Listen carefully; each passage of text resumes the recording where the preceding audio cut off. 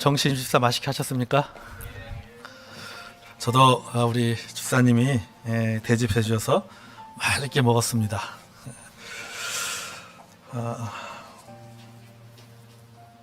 한번 성도여러분 같이 이렇게 예배를 드려서 그런지 오후 되니까 더 친근하고 더 편하고 그렇습니다. 편하면 안 되는데. 왜냐면 편하면은 설교 더 길게 할 것 같은데 어떡하죠? 우리 함께 하나님 말씀 보겠습니다. 베드로후서 3장 18절 말씀 보겠습니다.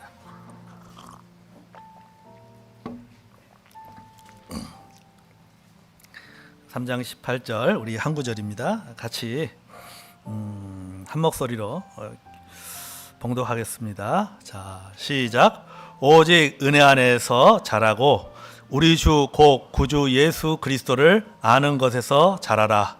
그분께 영광이 이제와 영원토록 있기를 원하노라. 아멘. 자, 이 말씀 가지고 오직 은혜와 그리스도를 아는 것에서 자라가라 라는 제언 말씀을 나누기 원합니다. 기도하겠습니다. 하나님 아버지, 우리 사랑하는 성도들과 함께 또 오후에도 하나님 앞에 예배를 드리며 주의 주신 말씀을 나눕니다.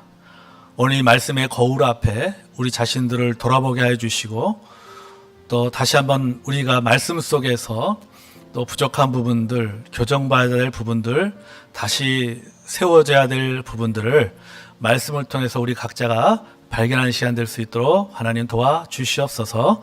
예배당에서 예배드리는 성도나 지금 집에서 온라인을 드리는 예배를 드리는 성도나 모두가 이 시간 아버지 하나님, 하나님의 말씀을 듣는 일에 집중할 수 있도록 모든 환경들을 하나님께서 주장하여 주시옵소서. 예수님의 이름으로 기도하옵나이다. 아멘. 오늘 이게 본문 상반절에 보면 오직 은혜 안에서 자라고 우리 주 곧 구주 예수 그리스도를 아는 것에서 자라라고 했습니다. 말 그대로 자라감을 강조하고 있습니다. 이 자라감을 우리가 세 가지 측면에서 생각해 볼 수가 있습니다. 첫째는 성장, 둘째는 성숙, 셋째는 원숙입니다.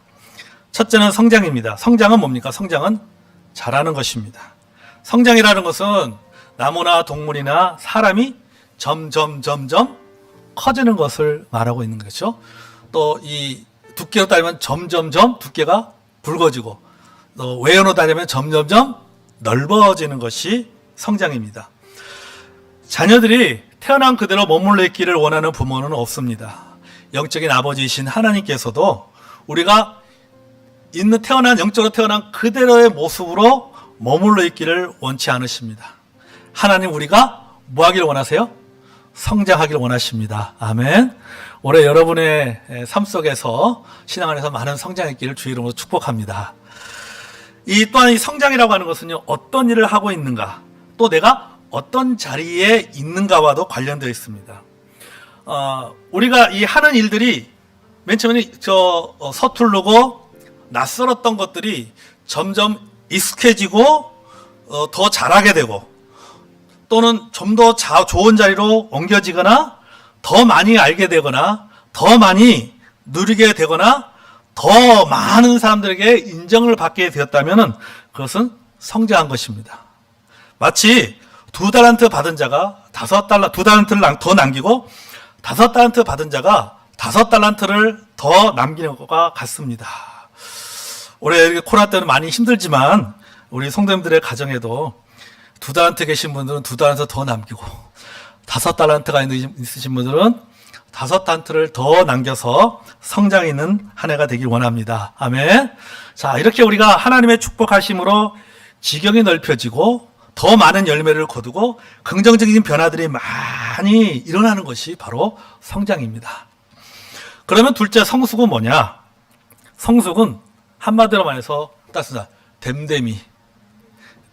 우리 댐댐이라 하잖아요. 어렵게 생각할 필요 없어요. 성숙은 댐댐입니다. 예. 댐댐이가 되면 되는 것입니다. 성장이 외적으로 자라는 것이라면, 성장이 위로 올라가고 외연적으로 옆으로 커지는 것이라면 성숙은 반대예요. 성숙은 내적으로 자라는 것입니다. 속으로 자라는 것이죠. 정확히 말하면은 내적으로 무르익는 것이 바로 성숙입니다. 여러분, 과일나무는 성장하면은 열매 맺습니다. 이 열매는 아주 크고 싱싱합니다. 그런데 따먹어서 먹어보면은 뭔 맛이 나요? 신맛이 나요. 커졌는데 색깔도 좋은데 먹어보면 단맛이 나지 않고 신맛이 납니다. 왜 그렇지요? 성장은 있었지만 성숙은 없었기 때문이에요. 무르익지가 않았기 때문입니다. 무르익어야 단맛이 나는 겁니다. 여러분, 신앙의 성숙도 이와 같습니다. 성숙은 그리스도로 표현한다면 인격과 같은 거예요. 성숙은 성령의 열매입니다. 에베소서 4장 15절 말씀에 보면은 이렇게 말하고 있습니다. 같이 한번 볼까요? 자, 시작. 오직 사랑 안에서 진리를 말하며 모든 일에 그분 안에 이르도록 성장하게 하려 하심이라. 그분은 머리시니 곧 그리스도시라 라고 합니다. 자, 그리스도에까지 자라나는 것, 그리스도까지 자라난다라고 하는 것은 뭡니까? 그리스도를 닮아가는 것이죠. 그리스도를 닮아간다라고 하는 것은 그리스도처럼 성숙되어진다라고 하는 것입니다. 우리가 예수 그리스도에 이르기까지 자라나는 것이 바로 성숙입니다. 그래서 이 성숙을 다른 말로 하면은 아까 말했잖아요. 성령의 열매다. 갈라디아서 5장 22절은 성령의 열매인 것입니다. 성장은 있지만 성숙은 없어요. 그러면 진짜 이게 큰 문제입니다. 성장은 있는데 성숙은 없다. 큰 문제죠. 능력이 있는데 인격이 안 된다. 그럼 그 능력 가지고 뭐 하는 거예요? 사람 다 죽이는 일 하는 거예요. 그 능력으로 수많은 사람들에게 상처를 줍니다. 그러니까 성장도 중요하지만 성장 못지않게 뭐가 있어야 되냐? 성숙함이 있어야 된다. 성숙함이 있을 때 그가 가지고 있는 능력이 빛을 발하는 것입니다. 여러분, 성장이 수많은 사람들에게, 이 성숙하지 못한 성장이 수많은 사람들에게 상처를 줄 수 있습니다. 우리 예수 믿는 사람들이 세상 사람들에게 욕먹는 이유가 무엇입니까? 성도가 성장해서? 교인들이 잘 돼서? 교회가 크고 성장해서? 아니에요. 교회가 성장해서 욕먹는 것이 아닙니다. 예수 믿는 사람들이 잘 되고 엘리트가 돼서 세상 사람들에게 욕먹는 것이 아닙니다. 뭐 때문에 욕먹냐? 성숙 때문에 욕먹는 거예요. 교회가 성장했지만은 교회가 성숙하지 못했기 때문에 세상 사람들에게 욕을 먹는 겁니다.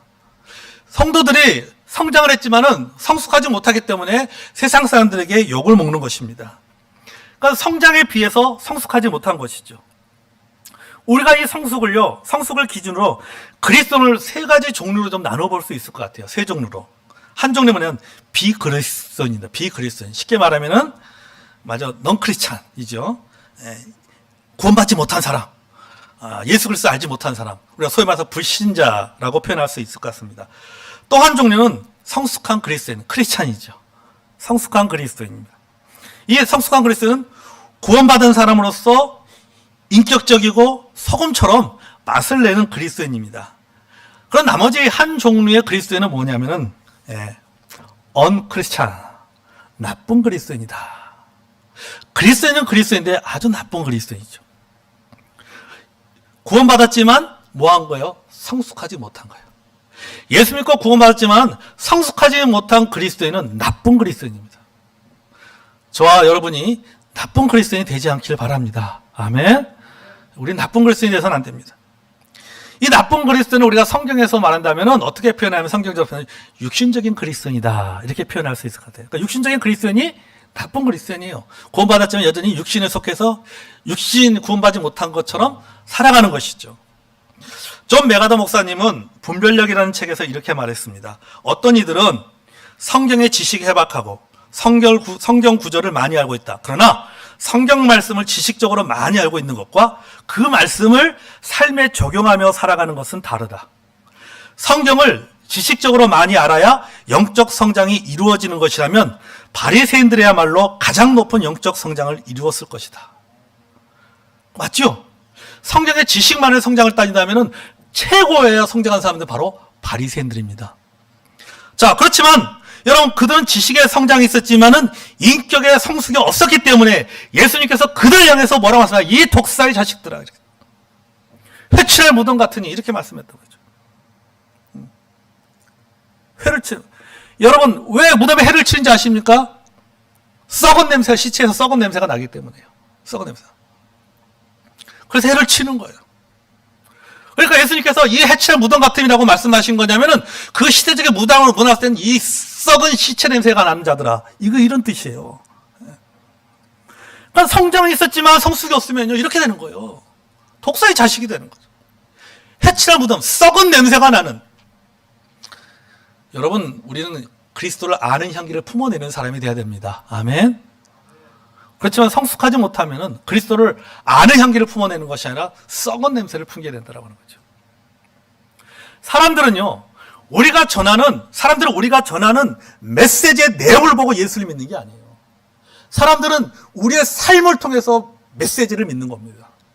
그러니까 다시 말입니까? 사람들은 우리가 전하는 복음의 내용을 통해서 복음을 받아들이는 것이 아니라 우리의 삶이 복음적인 삶을 살아갈 때 그 삶을 보고 예수를 믿는 겁니다. 그러니까 우리가 그들에게 예수 믿는 사람으로서 우리가 진정으로 복음을 전하기 위해서는 뭐 해야 됩니까? 우리의 삶의 모습이 먼저입니까? 성숙한 그리스도인다운 삶을 살아야 된다. 소위 말해서 맛을 내는 사람이 돼야 됩니다. 살맛을 내주고 사랑할 맛을 내줄 수 있는, 예수 믿는 맛을 사람들에게 느껴줄 수 있는 그런 그리스도인이 돼야 되는 거예요. 그게 바로 성숙한 그리스도인이에요. 그게 성장입니다. 그게 바로 성숙함이죠. 셋째는 원숙입니다. 원숙. 자, 성장은 밖으로 자라는 것이고 성숙은 안으로 무르는 것이라면 원숙은 뭐냐? 원숙은 이 눈이 밝아지는 거예요. 눈이 밝아지는. 이 사전에 보면요, 원숙을 이렇게 정했어요. 인격이나 지식 따위가 원만하고 깊어짐, 이렇게 정의를 내렸습니다. 그러니까 인격이 원만해지고 지식이 깊어지는 것, 이게 바로 원숙입니다. 즉 인격이나 지식이 깊어지고 원만한 경지에 이르는 것이죠. 그러니까 성숙보다 한 단계 더 높은 경지가 뭐예요? 그게 바로 원숙이에요. 이 원숙의 정의 중에 여기 아까 말했지만 지식이 깊어진다라는 말은 이렇게 표현할 수 있을 것 같아요. 이런 뜻과도 통하는 것 같은데요. 식견이 있다라고 그러죠. 그러니까 저 사람 참 식견이 있다. 그렇게 식견이 있다. 이렇게 우리가 뜻과 통합니다. 여러분, 식견이라는 것은 뭐냐면은 부분과 전체를 같이 볼 줄 아는 거죠. 어떤 사람들은 부분밖에 못 봅니다. 전체를 보지 못하고 부분만을 보고 마치 그 장님이 코끼리 다리 잡고 코끼리가 뭐 굵다, 코끼리가 길다 하는 것처럼 똑같은 거예요. 부분만 보는 거죠. 전체를 보지 못하는 거예요. 근데 식견을 있다라고 하는 것은 뭐냐면은 부분과 전체를 같이 볼 줄 아는 거예요. 숲과 나무를 동시에 같이 볼 줄 아는 것이 바로 식견이 있는 것이죠. 다름과 그름을 분별할 줄도 아는 겁니다. 여러분, 우리가 살다 보면요, 다름과 구분하지 못할 때가 있어요. 다른 것을 그름이라고 생각합니다. 때로는 그런 것을 다름이라고 생각할 수도 있습니다. 그름을 그름이라고 분별할 수 있고 다름을 다름이라고 분별할 수 있는 사람은 어떤 사람이에요? 식견이 있으면 그걸 분별할 수가 있다라고 하는 것이죠. 여러분, 우리가 이 교회 다니시는 분들, 또 우리가 뭐 성경을 보면 알지만 여러분, 정통이 있고 전통이 있습니다. 정통과 전통은 다릅니다. 여러분, 전통은 뭡니까? 전통은요, 그름이에요. 다름의 문제예요. 정통은 옳고 그름의 문제입니다. 그런데 이 전통을 옳고 그름의 문제로 생각하는 사람들도 있습니다. 뭐가 부족해요? 식견이 부족해서 그래. 하나만 보고 둘을 볼 줄 모르는 거예요. 부분만 보고 전체를 볼 줄 모르기 때문에 그런 거예요. 그래서 이 원숙이라고 하는 것은 사실 쉽게 넓어진다는 것은 뭐냐면 부분과 전체를 같이 볼 줄도 알고 균형 감각이 있는 것입니다. 균형 감각이 있는 것. 어느 한쪽에 치우치지 않고 균형 감각이 있는 것이죠. 남들이 보지 못하는 것들을 볼 줄 아는 능력을 갖추고 있다. 잠언에서는 이것을 어떻게 표현하습니까? 지혜다, 명철이다, 분별이다, 이렇게 표현하고 있죠. 우리 주변에 보면요, 살다 우리 주변에 소위 말해서 블라인드 스팟이 많이 있습니다. 블라인드가 뭡니까? 앞이 가려지는 것이잖아요. 보이지 않는 것이죠. 보이지 않는 점이 있어요. 그러니까 이 자동차로 따지자면 이 블라인드 스팟이 뭡니까? 자동차 보면 사이드 밀러에 보이지 않는 부분이 있어요. 사각지대가 블라인드 스팟이에요. 분명히 옆에 있는데 내 눈에는, 운전자의 눈에는 옆에 있는 차가 보이지를 않아요. 사이드 밀러를 통해서 볼 때 보이지가 않습니다. 그게 바로 뭐예요? 그게 바로 블라인드 스팟이죠. 우리의 삶에도요, 블라인드 스팟이 있습니다. 교회도 마찬가지예요. 교회 안에도요, 블라인드 스팟이 있습니다. 우리가 보지 못하는 교회에 사각부지대가 있다라고 하는 것이죠. 여러분, 이 블라인드 스팟이라는 것은 아까 말했지만 내가 보지 못하는 부분입니다. 남들은 알고 있는데 나만 보지 못하는 부분을 말합니다. 어떤 주관적인 편견이나 오류를 말합니다. 전체를 놓치고 부분만 보는 것을 말합니다. 식견이라고 하는 것은 이런 것들을 볼 수 있고 고칠 수 있는 능력이에요. 우리 모두 각자에게 블라인드 스팟이 있는데 그 블라인드 스팟이 어딘가를 아는 것은 바로 식견이 있는 것이죠. 그래서 그런 부분들을 줄여나가는 것이죠. 남들은 다 아니라고 하는데 나 혼자 옳다고 하는 부분도 있잖아요. 사실은요. 이런 부분들. 이런 것들을 볼 수 있는 능력을 갖춘 것이 바로 원숙한 것입니다. 그런데 성장하고 인격적으로 훌륭하지만 원숙하지 못한 분들도 참 많이 있어요. 사실은요. 굉장히 나무랄 데가 없어요. 믿음도 좋고 굉장히 인격적이고 모든 삶에 존경받지만은 그러나 세상을 잘 못 봐요. 세상의 흐름을 못 봐요. 또 어떤 그런 전체적인 것들을 잘 보지 못하고 부분적인 것에 갇혀 있는 그런 것들을 봅니다. 그건 뭡니까? 바로 성장하고 성숙했지만 원숙하지 못한 것이죠. 식견이 부족한 것이죠. 여러분, 이런 능력은 어디에서 나옵니까? 우리가 성경을 보니까는 하나님의 말씀에서 나옵니다. 아멘. 시편 19편 8절에 보면 이렇게 말씀하셨어요. 시편 19편 8절에 보면 주의 법규들은 올바라서 마음을 기쁘게 하고 주의 명령은 순수하여 눈을 밝게 하신도다. 눈을 밝게 한다. 이 눈이 뭐예요? 이게 이 눈이 아니잖아요. 마음의 눈입니다. 식견, 볼견, 다시 말해서 보고 해석하고 반응하고 결정하는 그 눈이 그런 영적인 눈이 밝아진다라고 하는 것이죠. 그러니까 하나님의 말씀이 그런 영적인 눈을 밝게 만든다라고 하는 것이죠. 잠언 2장 6절에도 말합니다. 이는 주께서 지혜를 주시며 그분의 입에서 지식과 명철을 나오기 때문이다. 이렇게 말씀하셨어요. 하나님의 말씀이 우리에게 지식을 주고 명철을 준다. 요걸 아까 제가 나눈 말씀과 연관해서 본다면은 하나님의 입에서 뭐가 나오는 거예요? 식견이 나온다라고 하는 것이죠. 자, 이렇게 되면 자신과 주변에서 일어난 일들을 성경적으로 해석하고 반응하게 되는 것이죠. 그냥 단순히 흘러가는 것이 아니라 내 주변에 있는 모든 일들에 대해서 그것을 성경적으로 해석하는 거예요. 성경적으로 해석하고 성경적으로 그것을 반응하게 되는 것입니다. 소위 말해서 우리가 신학적으로는 기독교 세계관을 갖게 되는 것이죠. 보고 해석하는 능력을 갖게 되는 것이죠. 자, 이렇게 우리가 성장하고 성숙하고 식견이 밝은 원숙한 그리스도로 자라나기 위해서는 그 기본적인 전제가 있습니다. 내가 성장하는 거 좋습니다. 성숙하는 거 좋습니다. 식견이 밝아지는 거 너무너무 좋습니다. 하지만은 기본적인 전제가 깔려 있어야 된다. 자, 나무로 비유하자면은 바로 토양과 같은 것이죠. 여러분, 나학절에 나무 성장하는 것은 나무가 뭐 하는 거예요? 위로 커지는 거잖아요.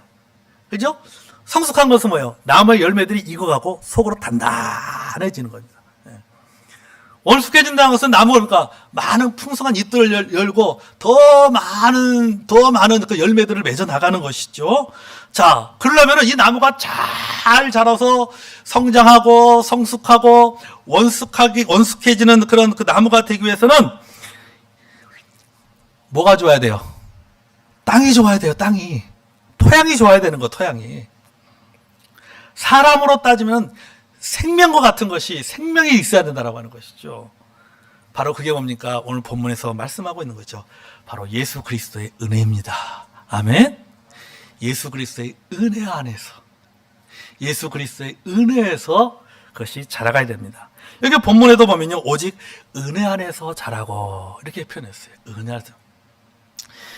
여러분, 기본적으로 은혜 안에 있어야 되는 거예요. 예수 그리스도의 은혜에서 성장하고 성숙하고 원숙해져야 됩니다. 여기의 은혜는요, 우리가 성경 보면 이제 신약 성경에 은혜가 나오는데, 은혜 뭐 구약도 마찬가지지만, 은혜를요, 특별히 은혜를 우리가 두 가지로 구분해서 얘기합니다. 하나는 뭐냐면은 일반 은혜와 또 하나는 특별 은혜입니다. 일반 은혜라고 하는 것은 신자나 불신자, 선인과 악인을 막론하고 모든 이들에게 공통적으로 주시는 어떤 창조 질서에 따른 하나님의 보편적인 축복이 바로 일반적인 은혜예요. 신앙과 상관없어요. 예수 믿느냐 안 믿느냐 상관없이. 우리 마태복음 5장 보면은 하나님께서 비라 또 햇빛을 의로운 자나 불의한 자에게 동일하게 주시잖아요. 이게 일반적인 거예요. 어떤 그 사람의 상태가 뭐냐에 상관하지 아니하고 하나님께서 창조의 질서에서 모든 인간들에게 베푸시는 축복, 이게 바로 일반 은혜입니다. 그럼 특별 은혜는 뭐냐면은, 특별 은혜는 바로 구원하시는 은혜가 바로 특별 은혜예요. 하나님부터 구원받은 은혜가 특별 은혜입니다. 그러니까 일반 은혜와 특별 은혜는 다르죠. 우리 입장에서는 하나님께서는 구원하시는 은혜고, 우리 입장에서는 무슨 은혜요? 구원받은 은혜가 바로 특별 은혜예요. 하나님께서 자기 백성을 구원하시고 성화시키시고 영광으로 인도하는 은혜입니다. 바울이 그렇게 고백하잖아요. 나의 나 된 것은 하나님의 은혜로 된 것이다 그랬잖아요. 여기서 바울이만 나의 나 된 건 하나님의 은혜로 된 것이다 라고 하는 이 은혜는 뭡니까? 특별한 은혜를 말하는 거예요. 하나님은 나에게 특별한 은혜를 베푸셨다. 내가 이렇게 된 것은 특별한 은혜로 된 것이다. 여러분 그렇잖아요. 바울은요 특별한 은혜를 받은 사람 아닙니까? 예수님을 부인했던 사람이고 많은 그리스도인을 죽였던 사람입니다. 그런 자를 예수님께서 구원하여 주시고 사도로 불렀잖아요. 그 굉장히 특별한 은혜죠. 아무에게나 베풀어지는 은혜가 아닙니다. 굉장히 특별한 은혜입니다. 이 은혜가 바로 특별한 은혜입니다. 로마서 5장 2절에도 보면 또한 우리가 그분을 통해 지금 우리가 서 있는 이 은혜 안에 믿음으로 들어가면 얻었으며 하나님의 영광을 기뻐하느니라 했을 때 이 은혜 아래서 이 은혜가 바로 무슨 은혜예요? 특별한 은혜예요. 특별한 은혜. 여러분 예수 믿고 구원받은 것은 특별한 은혜입니다. 아멘. 그러면 나는 어떤 사람? 특별한 사람입니다. 아멘. 나는 특별한 사람이에요. 왜? 하나님의 특별한 은혜를 통해서 구원받았기 때문에. 제가 이렇게 구원받은 걸 생각하면요, 지금 생각해본 진짜 구원받은 것이 하나님의 은혜다. 아니 여러분 어떻게 하세요? 이 성경을 어떻게 믿을 수가 있어? 이해가 안 돼요. 당신 나한테 하나님의 살아계심을 증명해봐. 여러분 하나님 살아있다는 걸 증명해 볼 수 있습니까? 아무리 논리적으로 증명하고 과학적으로 증명하고 한다고 해서 여러분 그렇다고 해서 내가 그렇게 아무리 해도요 그 사람이 믿는 게 아닙니다. 근데 나는 믿어. 아니 어떻게 사람이 물이 녹았습니까? 말도 안 되는 소리지. 근데 여러분 물 위로 걸은 것을 성경에 나와 있는 베드로가 물 위로 걸은 것을 믿습니까? 안 믿습니까? 과학적으로 설명 안 되지 믿는단 말이죠. 이게 하나님의 은혜 아닙니까? 그래도 믿어지는데? 이해가 안 되지만 믿어지는데? 여러분 이게 은혜지. 이게 얼마나 특별한 은혜입니까? 이런 특별한 은혜로 우리가 여러분 구원받은 거예요. 그러니까 여기 예수 그리스도의 은혜 아래서 자라라고 했을 때 이 은혜는 무슨 은혜일까요? 특별한 은혜예요. 구원받은 은혜에서 자라가라 라고 하는 것이죠. 여러분 사람이요 얼마나 모순적인 인간입니까? 가늠하다가 잡힌 여인에게 사람들이 돌을 던지려고 했어요. 그때 예수님께서 뭐라고 말씀하세요? 너희 가운데 죄 없는 사람이 먼저 돌을 들어서 저 여자를 쳐라! 그렇게 말씀하셨어요. 그러자 성경은 다 돌아갑니다. 던지지 못하고 돌아갑니다. 근데 누구부터 성경에 기록하면 노인부터 시작하여 이렇게 나와요. 그래서 저는 왜 노인부터 시작했을까? 그냥 모든 사람이 다 돌아갔다라고 그냥 하면 될 텐데 노인부터 시작하여 해서 다 돌아갔다라고 얘기하고 표현하고 있거든요. 그래서 생각해요. 왜 노인부터 시작했을까? 여러분요, 그들은요, 보세요. 그들은 예수님 앞에 모세 율법을 주장했던 사람들 아니에요. 저 여자는 가늠한 여자다. 모세 율법에 따르면 돌로 쳐 죽여야 될 여자단 말이지.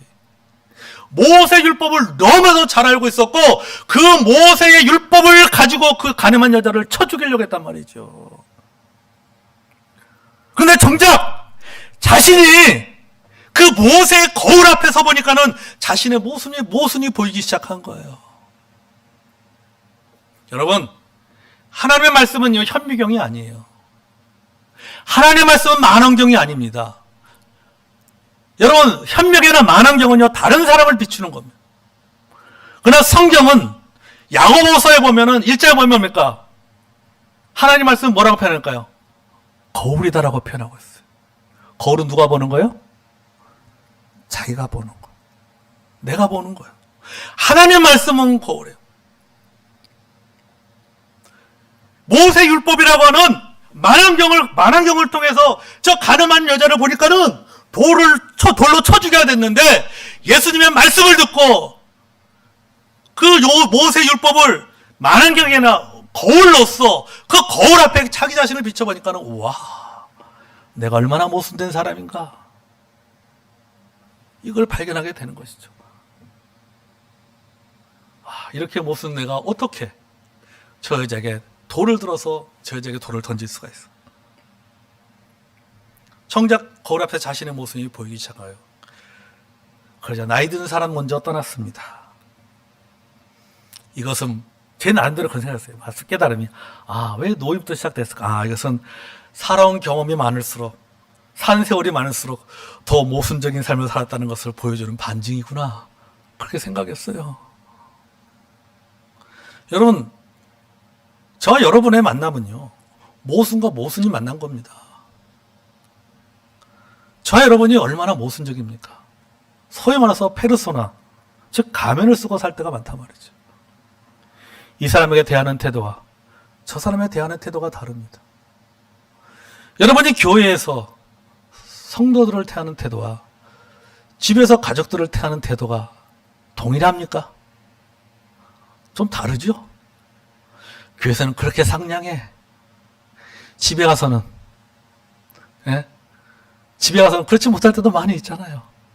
교회에서는 뭐든지 다 이해하고 뭐든지 다 품고, 그런데 집에 가서는 이해를 못해.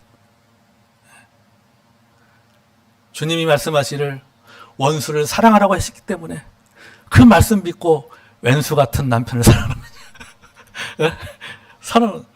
그러니까 우리가 여러분 이게 참 얼마나 모순적인지 몰라요. 일관성이 부족한. 모순이라는 게 뭐예요? 일관성이 없다는 거잖아요. 상황에 따라 자꾸 바뀌는 게 모순이잖아요. 예. 우리가 참 보면 진짜 모순 덩어리라니까요. 목사님 저도요, 참 모순 덩어리예요. 어떤 날 우리 집에 가면요, 우리 아이들이 그런다. 아빠, 목사님 왜 이러셔? 이래요. 저한테. 목사님 이러시면 안 되죠. 목사님 왜 이러셔? 그런단 말이죠. 그러니까 우리 아이들이 봤을 때 아버지의 모습이, 교회에서 보는 아버지의 모습과 집에서 보는 아버지의 모습이 다른 거예요. 그럼 우리 자녀들도 마찬가지예요. 저희 아이가요, 교회에서는 참 얌전합니다. 근데 집에서는 거의 노는 수준이 어느 수준이냐면요, 거의 노는 개그맨 수준입니다. 개그맨 수준이에요. 그래서 저 연기를 전공하고 있는데 교회에서는요, 조용합니다. 안녕하세요. 그래요. 집에 가는 순간 난리예요. 난리예요. 여러분, 이게 우리의 모습이에요. 이게 우리. 자, 여러분 보세요. 이렇게 모순적인 우리가 모여 있는 공동체가 어디입니까? 교회예요, 교회. 그러면 여러분, 그 말은 교회도 이상적인 공동체가 아니라 무슨 공동체? 모순적인 공동체다라고 하는 거죠. 모순 덩어리예요. 교회도 모순 덩어리. 여러분, 만약에 교회가 이상적인 공동체라면 교회에서 상처받는 사람 없어야 됩니다. 교회가 이상적인 공동체라면 교회에서 분을낸 사람 없어야 됩니다. 교회가 이상적인 공동체라면 교회에서 갈등하는 일이 없어야 됩니다. 교회가 이상적인 공동체라면 교회를 떠나는 사람이 없어야 됩니다. 그런데 그렇지 않잖아요. 교회 상처받습니다. 교회에서 다툽니다.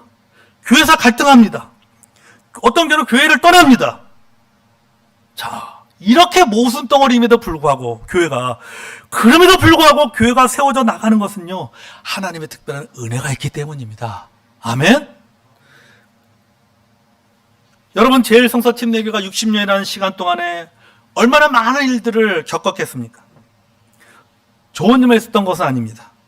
서로가 서로에게 상처를 주고받는 일도 있었을 것입니다. 누군가는 교회를 떠나는 일도 있었을 것입니다. 위기의 순간도 있었을 것입니다. 그럼에도 불구하고 이곳에 60년이 넘도록 남아있는 것은요, 그 자체만으로도 하나님의 은혜입니다. 아멘?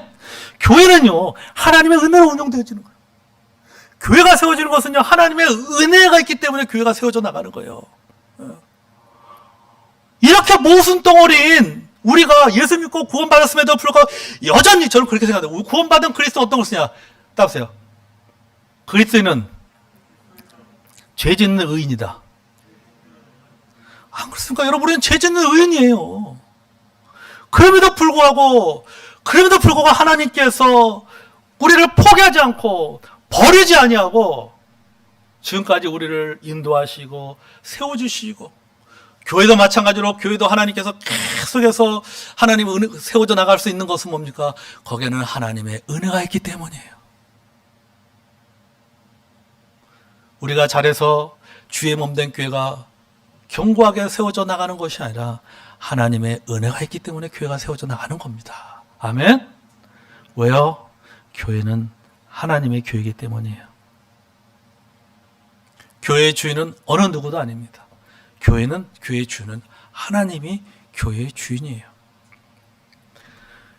모순적인 우리가 구원받고 죄 짓는 의인들, 구원받은 모순 덩어리들이 모여서 교회가 되었고, 그래서 교회도 모순 덩어리지만은 그래도 불구하고 하나님께 들어 사용하십니다. 이것이 여러분 아주 얼마나 특별한 은혜입니까? 아멘?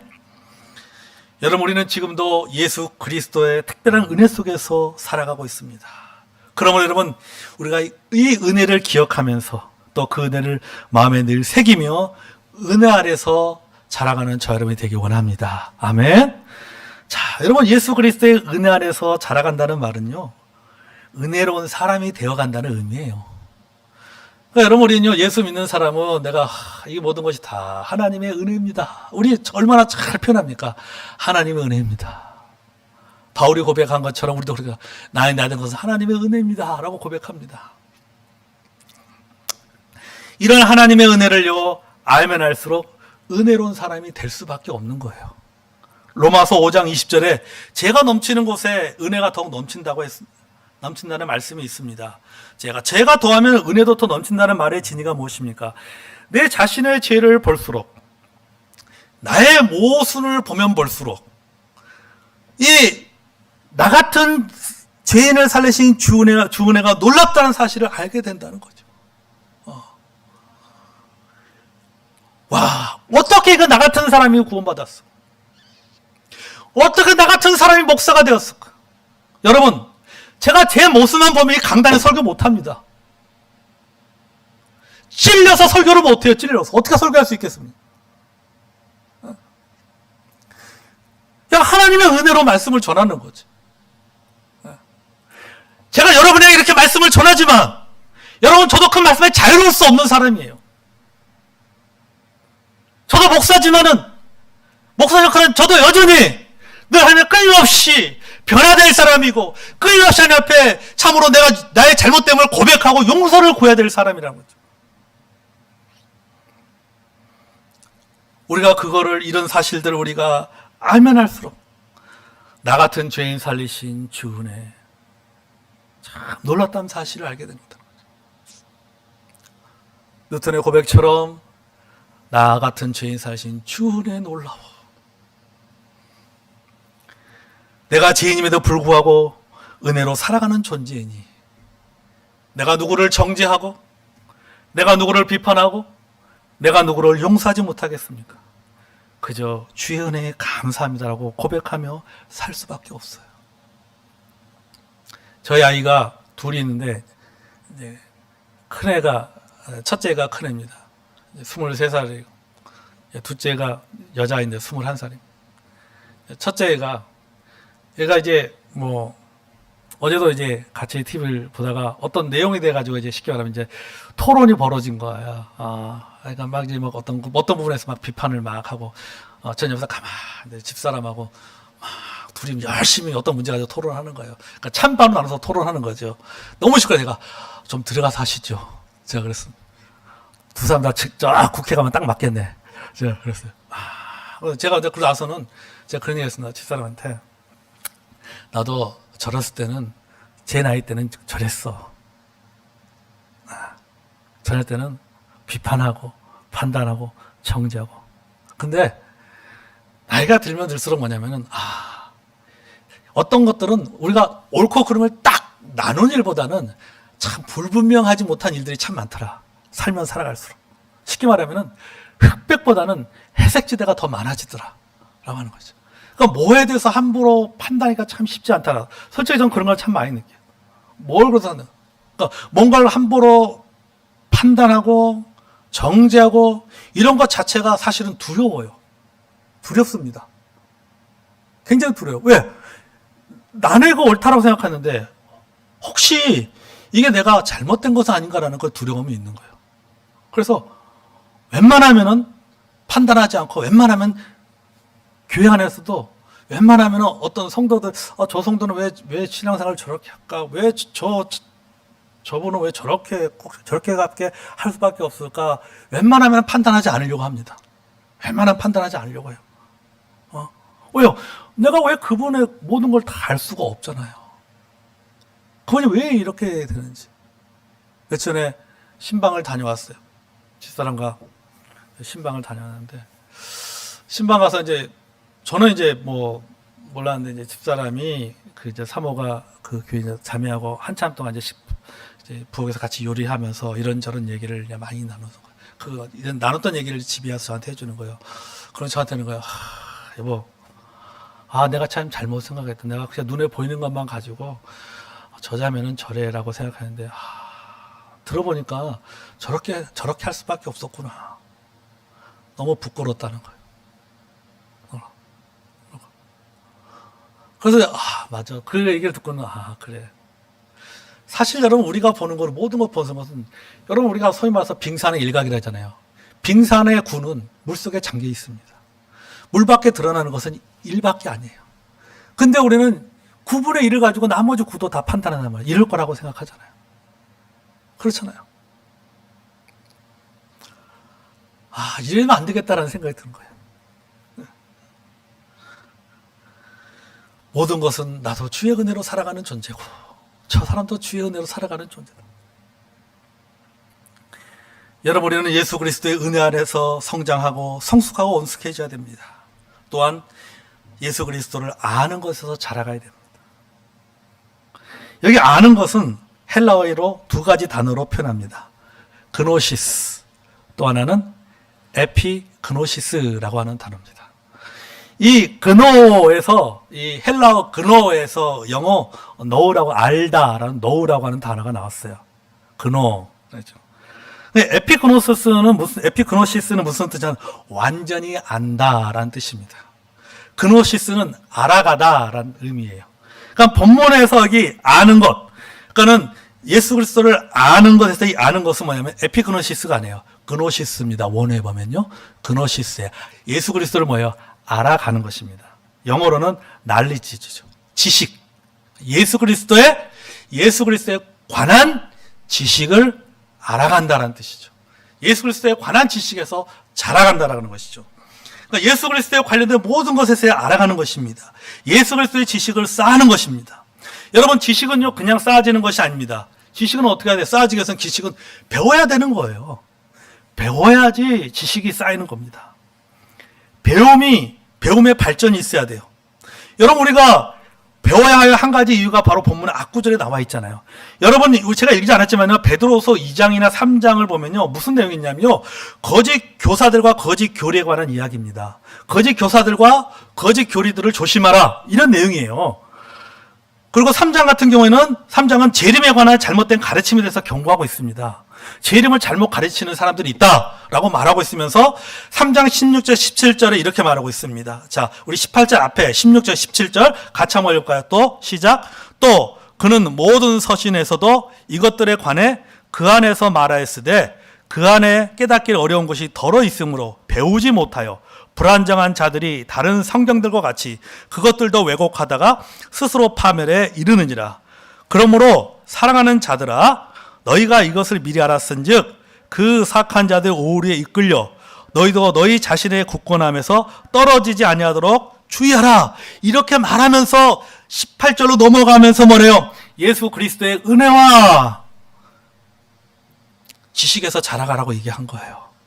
결론적으로. 그러니까 좋게 말하면 뭐냐면은 예수 그리스도에 관한 지식을 알아야 될 이유가 뭐냐, 배워야 될 이유가 뭐냐. 좋게 이 본문의 한정에서 말하면은 거짓 교리나 사이비에 빠지지 않기 위해서입니다. 성경을 오해하지 않기 위해서입니다. 여러분, 오해가 뭐예요?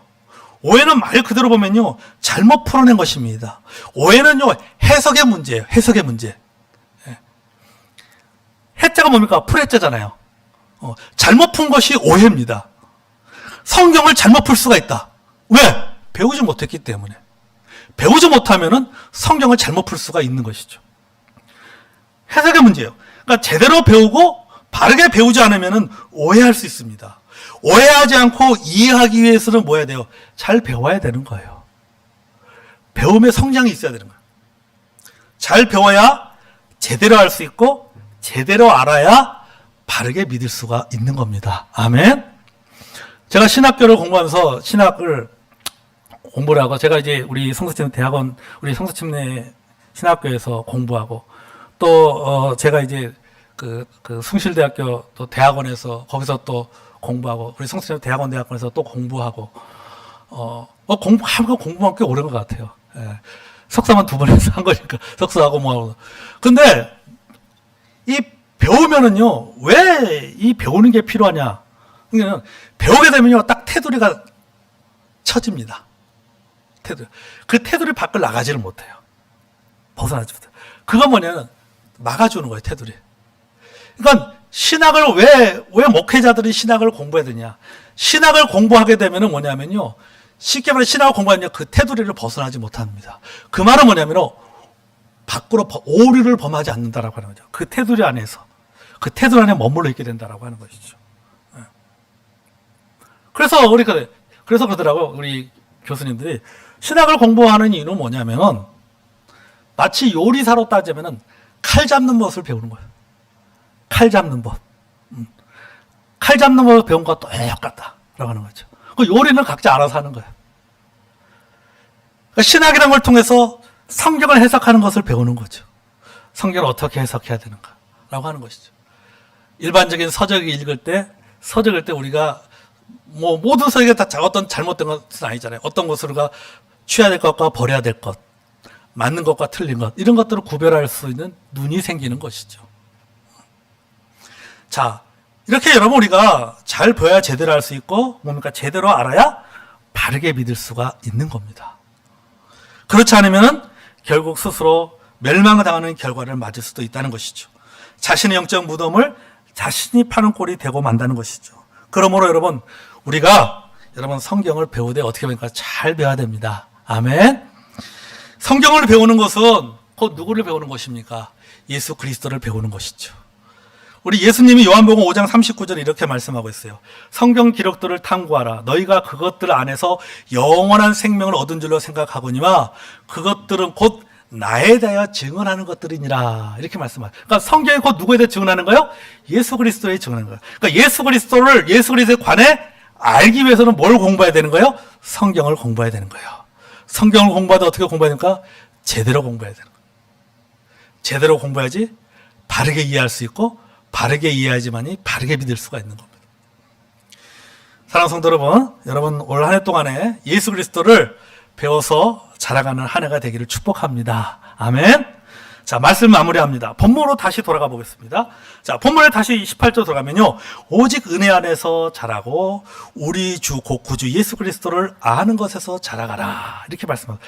자라감을 나누었습니다. 그리고 은혜에 대해서 나눴습니다. 예수 그리스도를 아는 지식에 대해서 나눴습니다. 자, 근데 여기 본문에 보면 은혜도 말하고 지식도 말하고 있습니다. 왜 은혜도 나오고 지식도 나왔을까? 바로 균형을 말하는 겁니다. 은혜와 지식의 균형을 말하고 있는 거예요. 성장하고 성숙하고 원숙한 사람의 특징 중에 하나가 뭡니까? 균형 감각이 있습니다. 균형을 잡을 줄 아는 거죠.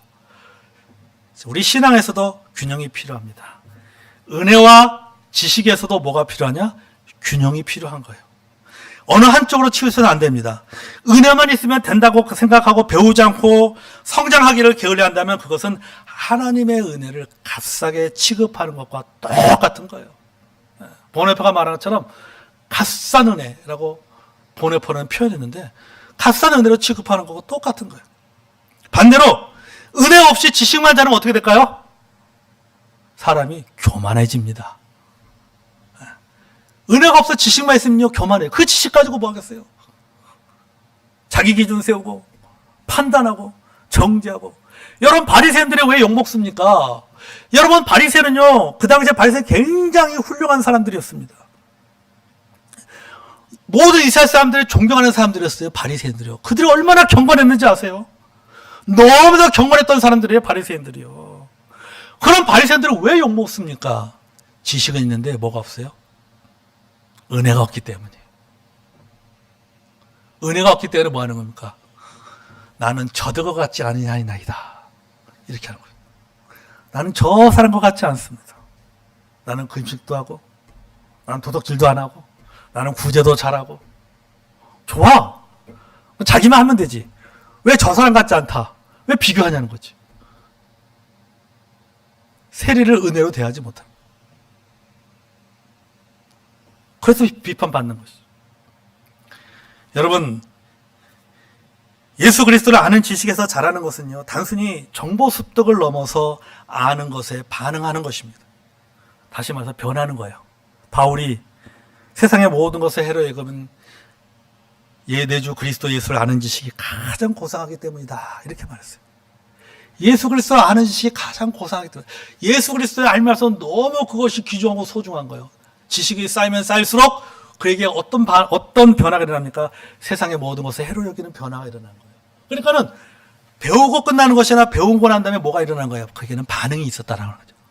변화가 있었다는 거죠. 여러분, 배우되 변화가 없으면 교만해지는 거예요. 배우되 변화가 있으면 겸손해집니다. 은혜로운 사람이 되어지는 것입니다. 여러분, 우리도 그렇게 해야 됩니다. 아멘? 그렇지 않으면요, 지식의 문자 속에, 성경의 문자 속에 갇혀 살아가는 바리새인이 될 수밖에 없어요. 바리새인은요, 그냥 되는 것이 아닙니다. 여러분요, 우연한 바리새인들이 있어요. 바리새인들도. 선량한 바리새인이 있어요. 선량한. 굉장히 선량한 바리새인. 바리새인들 가운데도 착한 바리새인이 있습니다. 여러분, 우리가 잘못하면 지식만 쌓으면요 어떤 바리새인이 쓰냐? 착한 바리새인이 될 수 있어요. 착한 바리새인. 성장은 있고 성숙도 있는데 원숙하지 못하면 잘못하면은 선량한 바리새인, 착한 바리새인이 될 수가 있는 것입니다. 여러분, 은혜와 지식이 같이 자라가야 됩니다. 은혜 아래서 예수 그리스도를 아는 지식에서 자라갈 때 비로소 하나님의 영광을 드러나는 것입니다. 올 한 해도 저와 여러분의 삶에서 예수 그리스도의 은혜가 더욱 자라고 그를 아는 지식에서 점점 더 알아감을 통해서 하나님께 영광을 돌리는 복된 한 해가 되기를 주의 이름으로 축복합니다. 아멘. 시간에 우리 기도하겠습니다. 오늘 우리가 하나님이 주신 말씀을 다시 한번 우리 결심하는 기도하고 제가 기도가 마무리하겠습니다. 여러분, 자라간다라고 하는 것은 성장하고 성숙해지고 원숙해지는 것입니다. 한번 이 세 개념을 우리 한번 돌아봅시다. 나는 성장하고 있는가? 나는 성숙하고 있는가? 나는 원숙해지고 있는가? 그리고 나는 균형이 갖춰져 있는가? 예수 그리스도의 은혜 아래서 예수 그리스도를 아는 지식에서 자라가고 있는가? 아니면 은혜는 있는데 지식은 없거나 아니면 은혜 없이 지식만 쌓여가고 있지 않는가? 한번 우리 자신을 돌아보면서 주님 앞에서 우리가 결심합시다. 하나님, 제가 성장하고 내적으로 성숙하고 또 성경적인 가치관과 세계관을 가지고 세상의 흐름을 해석할 수 있는 원숙한 그리스도인이 되게 하여 주시옵소서. 영적인 성경적 식견을 가진 그리스도인이 되게 해주시고, 그것이 또 예수 그리스도의 은혜 아래서 예수 그리스도의 은혜의 마음을 가지고 또 배운 일에도 성장과 진보가 있게 하여 주시옵소서. 이 시간에 주님 앞에 이런 기도 제목과 결심을 가지고 다시 한번 주님의 은혜를 구하는 시간이 돌아왔습니다. 함께 기도하겠습니다. 아버지 하나님, 하나님 아버지, 저희들 주님 구원해 주셔서 감사합니다. 이 오후 시간에도 우리 사랑하는 귀한 우리 제일교회 성도들과 함께 하나님 아버지 귀한 말씀 나눠주시에 감사합니다. 하나님, 올해도 아버지 하나님, 우리 제일교회 모든 성도들이 성장하는 하나가 되게 도와주시고 성숙한 하나가 되게 도와주시고, 아버지 하나님 말씀 안에서 원숙한 한 해가 되어주셔서 하나님 아버지 성장하고 성숙하고 원숙함을 통해서 많은 아버지 하나님 영적인 열매들이 맺고 사역의 지경들이 넓혀지고 아버지 하나님 많은 영혼들을 주님 앞으로 인도하는 성도들이 되게 도와주시고 교회가 될 수 있도록 하나님 도와주시옵소서. 하나님 아버지, 참 균형이 너무나도 필요한 것을 느낍니다.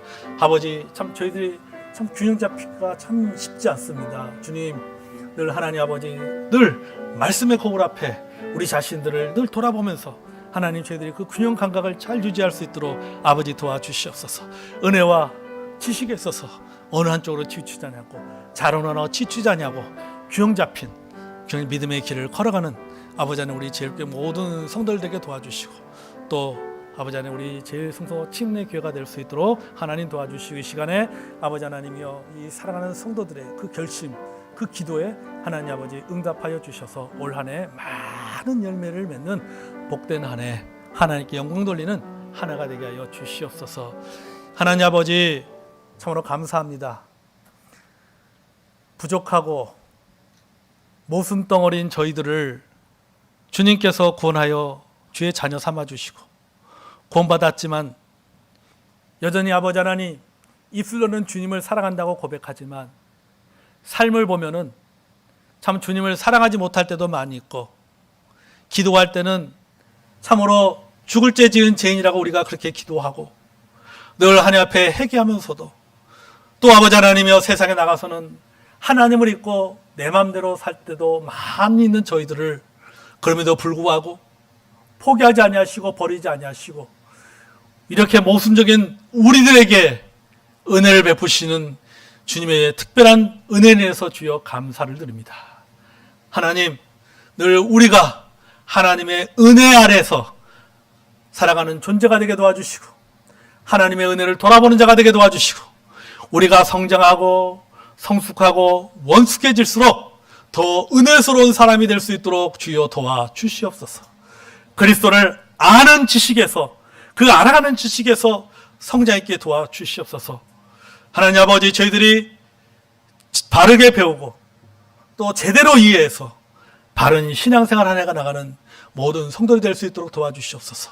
하나님 아버지, 저희들이 배운 일에 주저하지 않게 도와주시고 끊임없이 하나님 말씀을 잘 배우되 아버지 하나님이여 저희들이 성경적으로 옳고 바른 하나님의 말씀들을 잘 배우고 또 그런 부분들을 잘 주님 오해하지 않냐고 잘 이해하고 해석해내서 하나님의 참 말씀에 통해서 깨달음의 기쁨을 얻게 도와주시고 말씀을 통한 성장이 있는 복된 한 해가 될 수 있도록 주님 도와주시옵소서.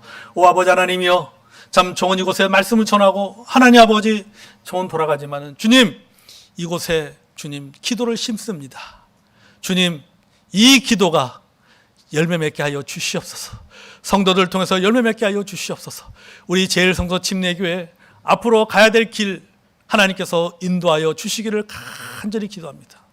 모두가 한 마음이 되어서 서로 격려하고 서로 위로하고 자기보다 남을 낚여기며 서로를 존중하면서 아버지 하나님이여 이 풀어가야 될 문제 하나하나를 잘 풀어가는 우리 제일성소 침례교가 될 수 있도록 도와주시고 또 일에 앞장서가는 우리 여러 집사님들을 주님 붙잡아 주시옵소서. 영적으로 깨어있게 하여 주시옵소서. 사람의 뜻으나 환경에 좌우되는 것이 아니라 하나님이 뭐라고 말씀하시는지 하나님의 뜻에 맞게 결정해 가는 그런 아버지 하나님, 우리 집사님들 될 수 있도록 주님 도와 주시옵소서. 사람이 할 수 있는 가장 위대한 일은 기도하는 일인 줄로 믿습니다. 주님, 하나님 앞에 기도하는 가장 위대한 일을 통해서 하나님이 제일성서 침례의 교회가 해결해야 될 여러 가지 문제들을 해결해 가고 지혜를 구하고 하나님의 도움을 경험하는 우리 집사님들, 성도님들 될 수 있도록 하나님 도와 주시옵소서.